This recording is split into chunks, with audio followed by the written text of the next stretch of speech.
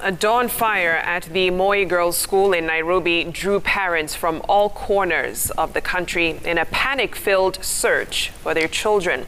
9 Form 1 girls lost their lives in the inferno, with many of the questions on how this happened still left unanswered 4 years on. 4 years on. Now tonight on The National Reminder, our very own Victoria Rubadiri takes us back to that fateful Saturday morning and the efforts that followed to get justice for the innocent lives lost.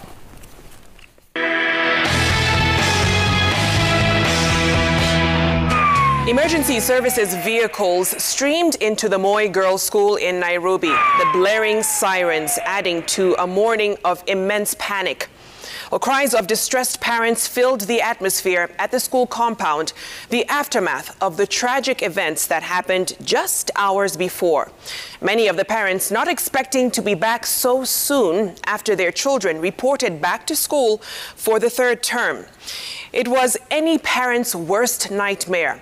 A dawn fire razed down a Form 1 dormitory, reportedly holding 338 students. 8 bodies were recovered from the charred debris, while 51 other students were injured.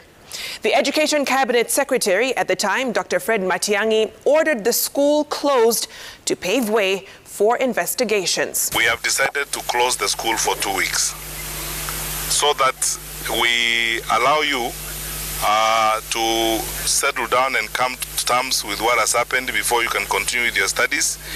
The Form 4 students, we will make arrangements for you to come back next Friday so that you can continue with your revisions. Student accounts would later reveal that grills on the dormitory windows made it difficult to escape the flames that engulfed the 2 floors of the building.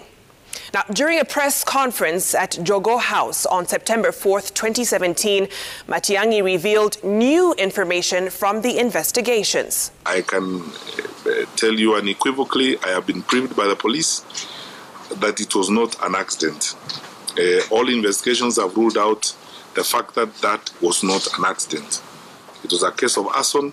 They are very useful leads in the direction of specific suspects. He also announced the death of one more girl who was fighting for her life at Nairobi Women's Hospital but succumbed to her injuries on Sunday.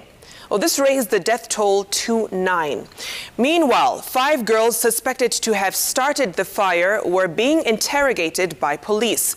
4 of the suspected students were in Form 1, while the 5th was in Form 3. The main culprit, according to a confidential police source who spoke to a local daily, was a Form 1 student who had on 2 occasions attempted suicide. On September 13th, the suspect, while appearing before High Court Judge Luka Kimaru, was charged with the murder of her 9 schoolmates. She denied all charges. We are ready. We are about to be one. A day later, a requiem mass was held on the school grounds for the 9 students who lost their lives in the inferno a fortnight ago.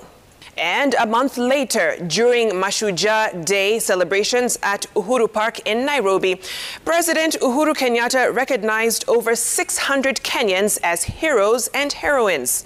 Among them was Mary Njengo, remembered for her courageous act during the fateful Saturday fire. Mary's actions during that tragedy provide poignant lessons for us to reflect upon at this moment in our nation's history.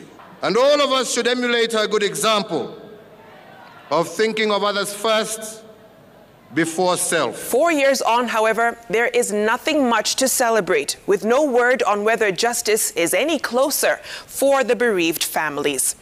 That's your national reminder of the week, lest you forget.